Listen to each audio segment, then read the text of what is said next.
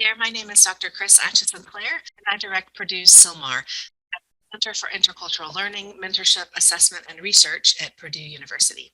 And I'm here today to talk to you about a tool in the Hubble Toolbox called Conversation Starters, 200 questions to get to know someone.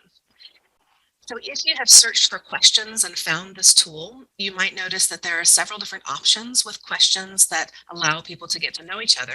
So I'm going to talk to you a little bit about this particular tool, but also give you some criteria for why you might want to choose this tool over others and what the benefits of the different choices are. Anytime you're looking at a tool, there's different tabs that give you details. For example, you see learning objectives, downloads, and links. Downloads is where you might find a lesson plan or handouts that go with the activity. Links might be a website or a video like this.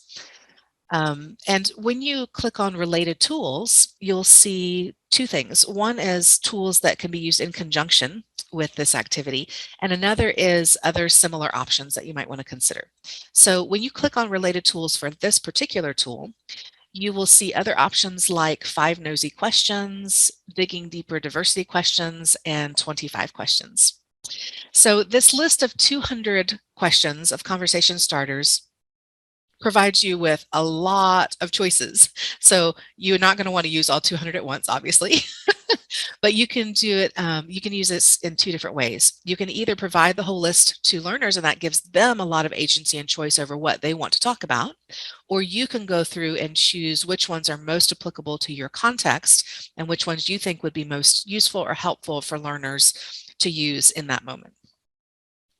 One caveat that I'd like to make about this tool is that it wasn't necessarily written with cultural learning in mind. Of course, we're all cultural beings, and so you can find out a lot about someone and their group membership and who they are culturally speaking by using these questions, but some of them lean a little bit more to the individual, to the personal, to that idiosyncratic level of the individual instead of the group level or cultural level.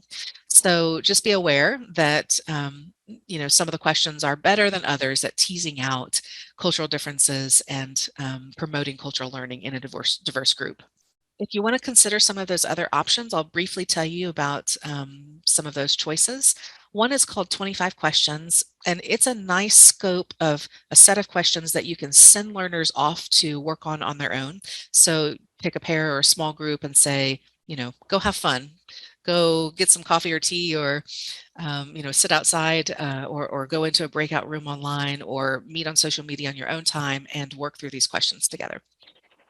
They do take a big chunk of time, so some people don't want to use them in very precious class or workshop time.